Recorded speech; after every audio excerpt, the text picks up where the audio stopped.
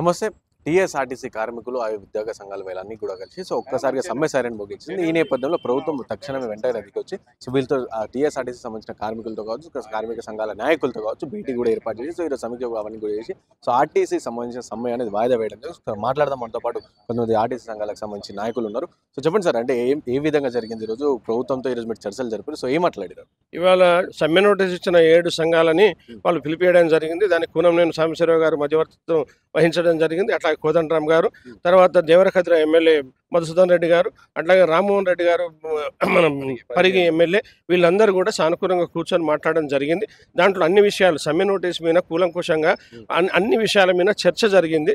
సానుకూల స్పందన ఇవ్వడం జరిగింది. మంత్రి గారు ఒకటే చెప్తా ఉన్నారు, నేను విద్యార్థి నాయకునిగా ఉన్నా, తెలంగాణ ఉద్యమ నాయకునిగా ఉన్నా, పార్లమెంట్లో తెలంగాణ కోసం కొట్లాడినా, ఇలా ఆర్టీసీ మినిస్టర్గా నాకు ఏ బేసిజాలు లేవు. నాకు తప్పకుండా సంస్థ పరిరక్షణ, కార్మికుల సంక్షేమము, ప్రజలకి న్యాయం చేయాలన్నదే నా లక్ష్యం ఉంది. మీరు నా మాట నమ్మి మీరు ఇది చేయండి. రేపు కార్గిల్కి సంబంధించిన కవాతు కూడా ఉంది, అది ఎప్పుడు యుద్ధం జరుగుతుందో తెలియదు, కాబట్టి మీరు అర్థం చేసుకుంటారని నేను భావిస్తున్నా.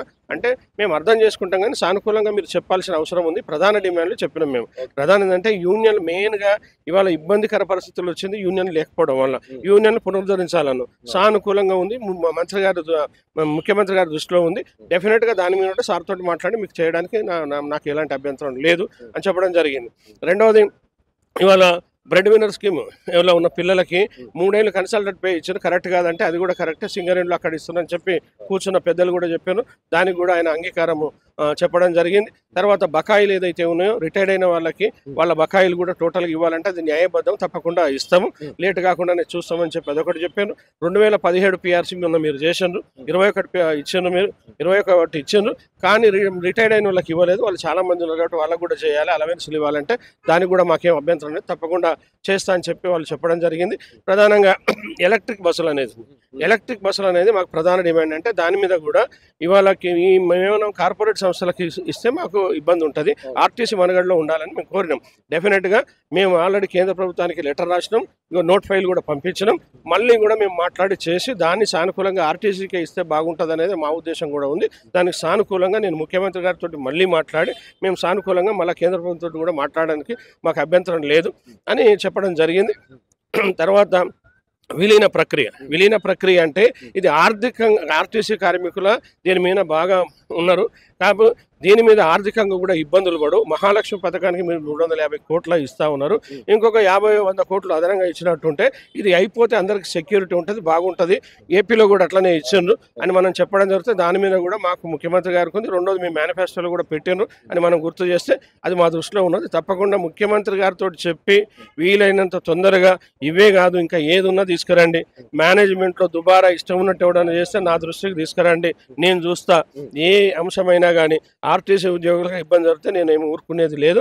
తప్పకుండా మీకు ఏది ఉన్నా నా దగ్గరికి రావచ్చు, మీరు మాట్లాడండి, కొంచెం టైం ఇవ్వండి, వాయిదా వేసుకోండి, అతి త్వరలోనే మేము మాట్లాడి చేస్తామంటే అంతా రిక్వెస్ట్ చేసినప్పుడు తప్పదు. ఎందుకంటే 40,000 మంది మా వెనుక ఉన్నారు కాబట్టి వాళ్ళ బాగోగులు కూడా మేము చూడాలి. లీడర్లుగా మేమే అట్లా చేయకూడదు కాబట్టి డెఫినెట్గా మేము అందరం కూడా చేసి మాట్లాడుకొని అంగీకారం తెలిపి దీన్ని వాయిదా వేసుకున్నాం, త్వరలో చేయాలని. అంటే ప్రధానంగా ఆర్టీసీ ఎంప్లాయీస్ ఒత్తిడికి లోనవుతున్నది, అది మెయిన్ ప్రాబ్లం. అలాగే రిమూవల్ ఫ్రమ్ సర్వీస్, చాలా మందికి రిమూవల్ సర్వీస్ చేసేసి అని చెప్పి ఇవి కూడా. వీటిపైన కూడా మాట్లాడారు. వీటి మీద మాట్లాడినాము. అధికారుల అత్యుత్సాహంతో చిన్న తప్పులకి ఇవాళ 8 గంటలు 16 గంటలు పనిచేస్తూ ఉన్నారు. చిన్న తప్పులు ఉంటాయి. మహాలక్ష్మి పథకంతో ఓఆర్ పెరిగి 100, 130, 120 కూడా చేస్తూ ఉన్నారు. 130లో ఒకటి పోయిందని మా మిత్రుడు కూడా అక్కడ చెప్పడం జరిగింది. అవన్నీ కూడా చూస్తున్నా. పోయిన ఉద్యోగులందరికీ 350 మందికి ఇప్పుడు ఉద్యోగాలు మేము ఇప్పటివరకు చాలా ఇచ్చిన 350 వరకు ఫైనల్ అవుతున్నాయి. దీంట్లో కూడా లిబరల్గా ఉంటాం.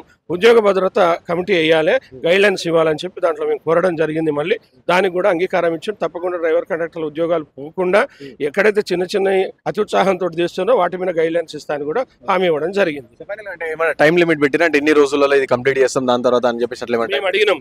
కార్మికులు కూడా అడుగుతారు కదా, ఒక టైం లిమిట్ చెప్పండి అంటే టైం లిమిట్ చెప్తే బాగుండదు.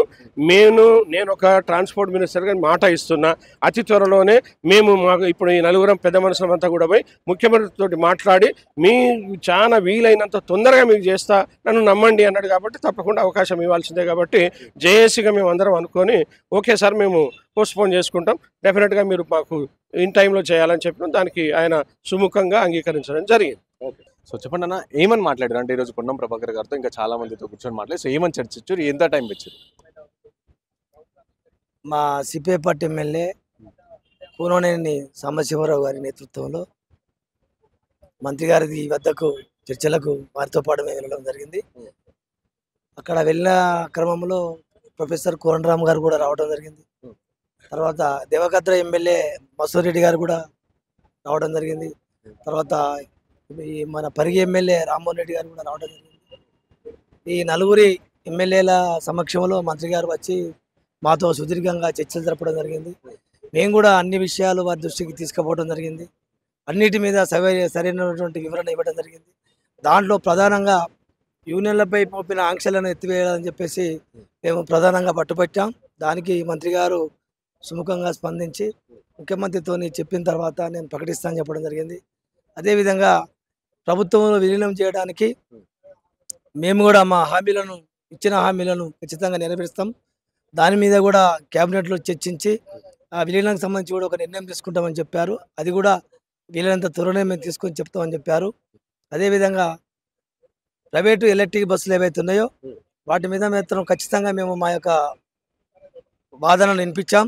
మా వాదన విన్న మంత్రి గారు వెంటనే దాని పట్ల మేము ప్రభుత్వం సానుకూలంగా ఉంది, ఆ బస్సులను ఆర్టీసీకి కొనిచ్చే విధంగా మేము నోటిఫైలు రాసి కేంద్ర ప్రభుత్వానికి పంపించడం కూడా జరిగింది.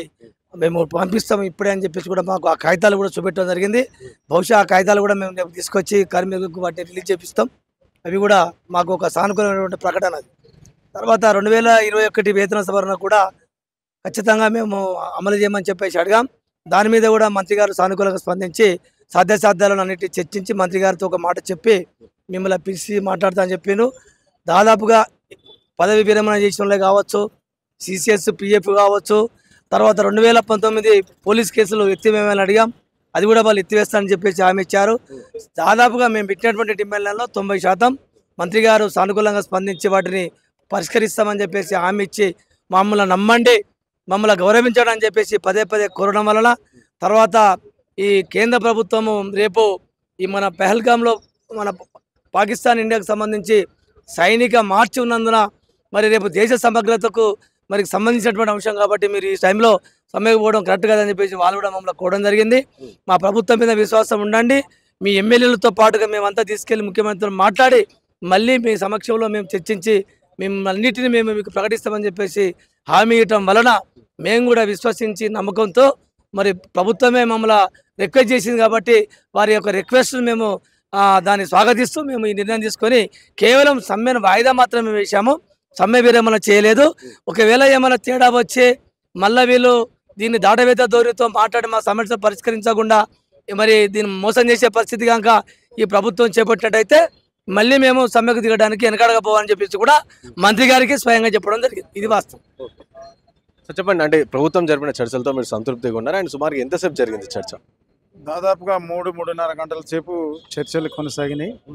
మరి అక్కడ చర్చల్లో భాగంగా గౌరవనీయులు మన ట్రాన్స్పోర్ట్ మినిస్టర్ పొన్నం ప్రభాకర్ గారు, మరి అదేవిధంగా కూనంనేని సాంబశివరావు గారు శాసనసభ్యులు, మరి పరిగి శాసనసభ్యులు రామ్మోహన్ రెడ్డి గారు, మరి మధుసూదన్ రెడ్డి గారు శాసనసభ్యులు, మరి ప్రొఫెసర్ కోదండరామ్ గారి వీరి సమక్షంలోనే మరి మా జేఏసీ నాయకులతోటి చర్చలు జరపడం జరిగింది. ఈ చర్చల్లో చాలా అంశాలు సానుకూలంగా మినిస్టర్ గారు ఒప్పుకోవడం జరిగింది. అందులో ముఖ్యంగా 2021కి సంబంధించిన పే స్కేలు, ప్రభుత్వంలో విలీనం, ఆర్టీసీలో ట్రేడ్ యూనియన్ల అనుమతి, ఈ 3 విషయాలు నా చేతిలో లేవు.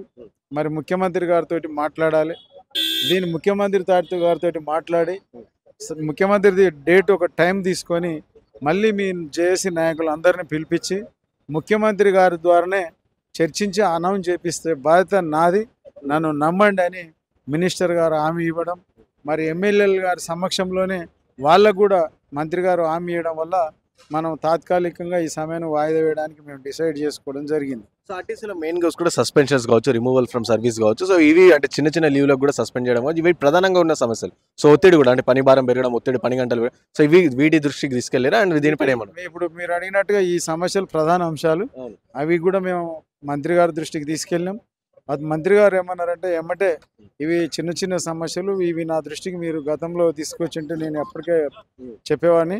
ఇప్పటికైనా మీ ఎండి గారికి నేను చెప్తాను, ఈ చిన్న చిన్న సమస్యల మీద మీరు ఏమీ ఇబ్బంది పడాల్సిన అవసరం లేదు, నేను అధికారులకు తగిన ఆదేశాలు జారీ చేస్తానని మంత్రి గారు మాకు దాని మీద కూడా ఒక క్లారిటీగా హామీ ఇవ్వడం జరిగింది. Thank you. సో విన్నారు కదా, ఇది టీఎస్ఆర్టీసీ సంబంధించిన కార్మిక సంఘాల నాయకులు కూడా అందరు కలిసి కూడా ఈరోజు ప్రభుత్వంతో చర్చ జరిపి సో చర్చలు సానుకూలంగా స్పందించింది ప్రభుత్వం అని చెప్పి చెప్తారు. సో ఇప్పటికి ప్రస్తుతానికి టీఎస్ఆర్టీసీ సంబంధించిన సమ్మె సాయం కేవలం వాయిదా వేసినాం, సో అవి నిలిపివేస్తున్నాం కాదు, కేవలం వాయిదా వేసినాం. సో ప్రభుత్వం ఒకలా మేము పెట్టిన డిమాండ్స్ కానీ వెంటనే అమలు చేయకపోతే మాత్రం సో మళ్ళీ ఒకసారి సమ్మె సాయం మరోసారి ముగించాల్సి ఉంటుంది అని చెప్పి కూడా కార్మిక సంఘాల నాయకులు కూడా చెప్తున్న పరిస్థితి. కెమెరా పర్సన్ సాయితో Rana Pratap, reporting Vahini TV from Hyderabad.